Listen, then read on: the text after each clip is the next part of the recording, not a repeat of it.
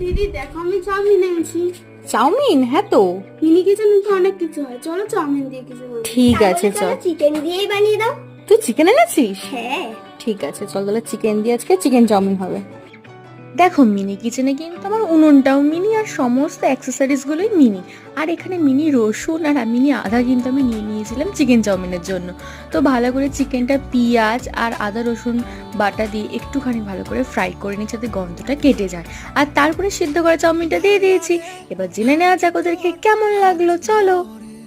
আর ওদের থেকে রিভিউ জানার আগে তোমরা দেখে নাও চাউমিনটা ঠিক কেমন হয়েছে দেখতে। আর আমার ভিডিওগুলো যদি তোমাদের ভালো লেগে থাকে তাহলে কিন্তু ঝটপট কমেন্ট, লাইক এবং সাবস্ক্রাইব করে ফেলো যাতে আমার ভিডিও তোমরা আরো দেখতে পাও। তো আজকের মতো চলো জেনে নেওয়া যাক কেমন হয়েছিল আজকে রান্নাটা। কেমন হয়েছে বলো? খুব খুব খুব সুন্দর হয়েছে। ভালো হয়েছে মিনি কিচেনের চাউমিন? অনেক সুন্দর। মেনাসি